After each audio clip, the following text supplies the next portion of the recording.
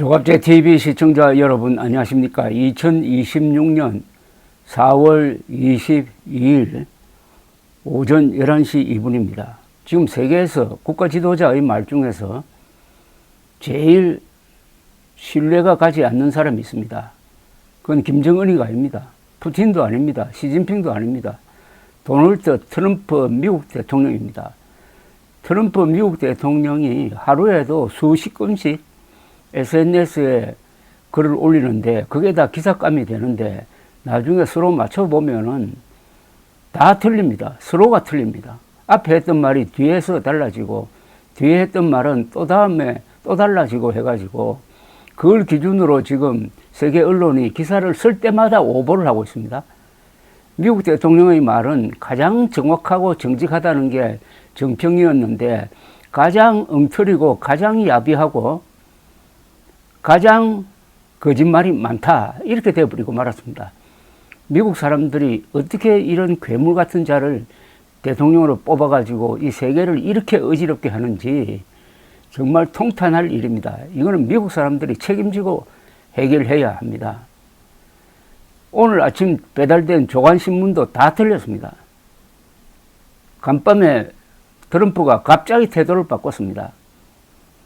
휴전 연장 없다. 휴전 기간이 끝나면은 다시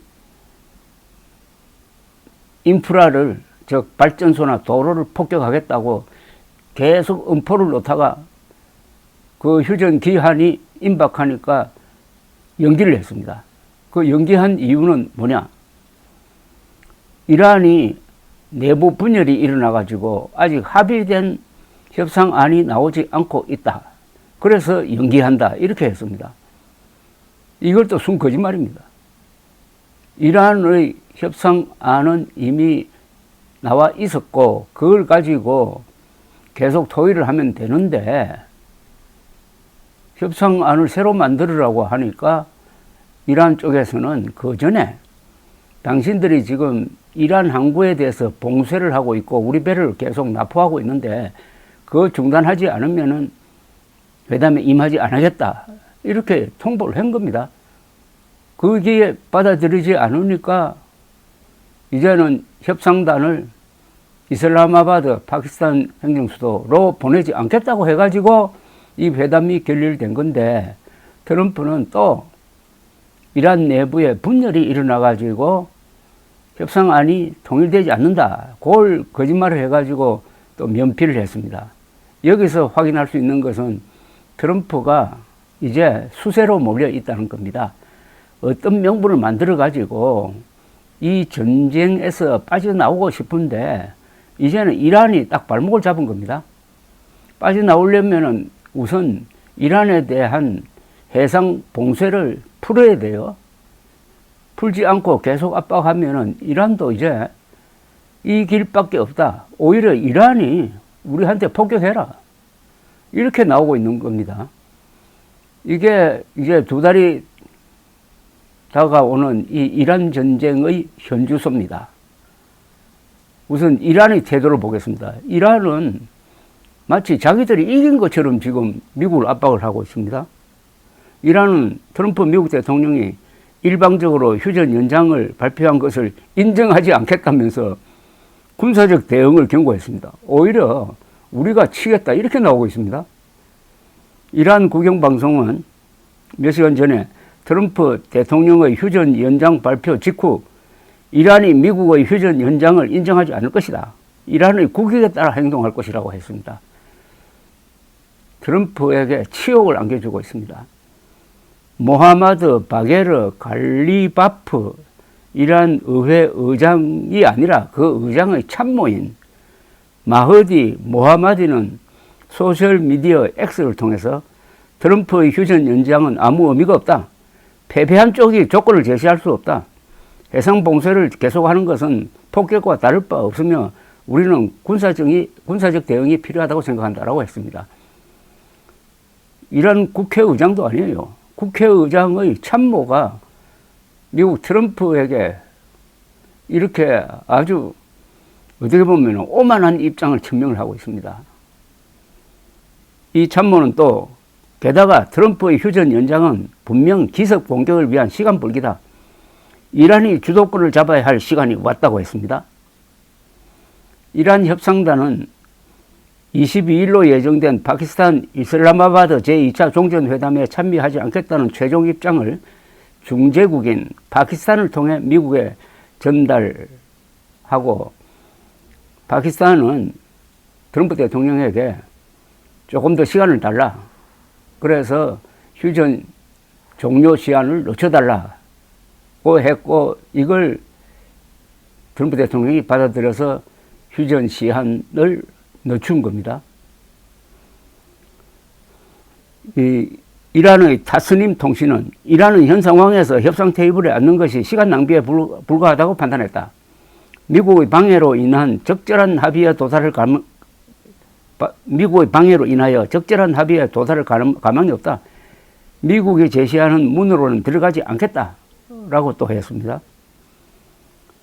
앞서 트럼프 대통령은 자신의 소셜미디어 트루스 소셜을 통해서 이란 지도부와 협상 대표단이 통일된 협상안을 내놓지 않고 있다면서 교섭 여건이 조성될 때까지 휴전을 연장한다고 발표를 하면서 사실상 손을 들고 말았습니다. 미국 대통령이 이렇게 비참하게 빠진 것은 첫째, 네타냐후에 속았습니다. 네타냐후 이스라엘 수상이 지난 2월 초에 백악관에 와가지고 비밀 브리핑을 하면서 지금 이란을 공격하면은 이란의 민주화 운동 세력이 들고 일어나가지고 이란 정권을 무너뜨릴 것이다. 우리가 다 공작을 해놓았다. 이렇게 유혹을 했습니다. 그 회의에 참석했던 루비오 국무장관 등이 반대를 했지만은 트럼프는 그 방향으로 밀어붙이고 말았습니다. 이러니까 벤스 부통령만 빼고는 다 또 트럼프 지지로 바뀌고 말았습니다. 트럼프는 부정선거 음모론자입니다. 그 주변에 부정선거 음모론자 아닌 사람이 단 한 사람도 없습니다. 이런 사람들은 다 예스맨이 되어버리고 맙니다. 말릴 사람이 없었다 이거죠. 그래서 인류 역사상 가장 비겁한 전쟁을 시작한 겁니다. 핵을 가지고 있는 두 나라, 미국과 이스라엘이 핵을 갖지 않는, 그리고 요사이는 조심해서 죽어 지내는 이란에 대한 기습 공격을 해가지고 첫날에 이란 국가 지도부 수십 명을 폭격해가지고 죽여버렸습니다. 그 뒤에도 계속 국가 지도자를 죽이고 죽였다는 발표를 아주 신나게 자랑스럽게 해왔습니다. 이스라엘과 미국이. 이거는 완전한 전쟁 범죄입니다. 또 학교까지 폭격해가지고 어린이 175명이 죽었습니다.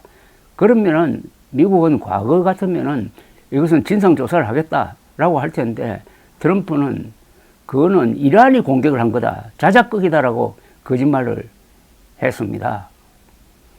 그런데 계획대로 되지 않았습니다. 이란이 호르무즈 해협을 봉쇄하고 말았습니다. 그러니까 석유 쇼크가 왔습니다. 우리는 수입 석유의 70%를 호르무즈 해협 통과에 의존하고 있는데 한국, 일본이 지금 이런 국가적 위기에 처하게 되었습니다.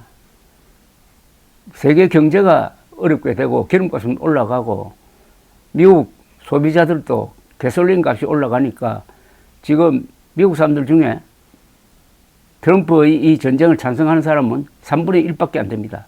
이러면은 오는 11월 중간선거에서 민주당이 크게 이길 가능성이 있습니다. 그 이후에는 트럼프는 레임덕이 됩니다. 이러니까 이제 초조해진 것은 트럼프입니다. 그래서 협상 국면이 열리게 되었는데, 이때 트럼프가 또 실수를 했어요.